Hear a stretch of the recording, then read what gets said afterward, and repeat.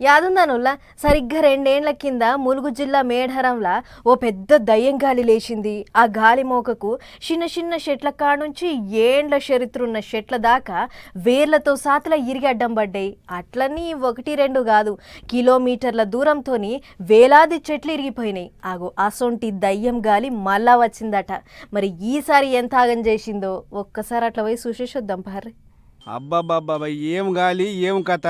దయ్యం గాలులు జోపితే పెద్ద పెద్ద చెట్లు గిన సొప్ప బెండోలు ఇరిగిపడ్డాయి. ఇక చూడరే ములుగు జిల్లా అడవిలో ఎంత కథ అయిందో. మంగళవారం పొద్దుక ఏమైందో ఏం పాడో గాని దయ్యంగాలు ఏయంగా గిట్లా పెద్ద పెద్ద చెట్లన్నీ అడ్డం పడ్డాయి. అట్లని ఏ కొమ్మో పంగో ఇరితే ఏమో అనుకోవచ్చు గాని ఏకంగా మొదల్లే ఏర్లతో సాతల ఊసి అడ్డం పడ్డాయి. కానక చెట్లు, దుంపటి చెట్లు, ముస్తి, యూకలిప్టస్ గిట్లా చాలా రకాలు లంకింతోని వీకేసినట్టు కూకటి వేళ్లతో సాతలు అడ్డం పడ్డాయి. మంగపేటకెంచి కోమటిపల్లి పోయే తొవ్వల ఎందుకు ఆగం.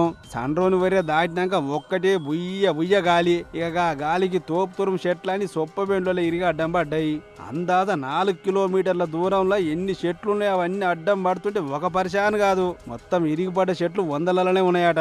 దీంతో ముచ్చటెరక చేసుకున్న అడవి ఆఫీసర్లు ఎందుకు ఇట్లా అయింది ఏం కథ అని అరుచుకునే పనిలో పడ్డారు. తొవ్వకు అడ్డం ఉన్న చెట్లను తీసేసి సడాకు సాఫ్ చేసిరు. అయితే ఇదే నమూనాలో అప్పట 2024 సుత అయింది. టోర్నడో తరీకల జోపితే వేల చెట్లు నేలమట్టమైనాయి.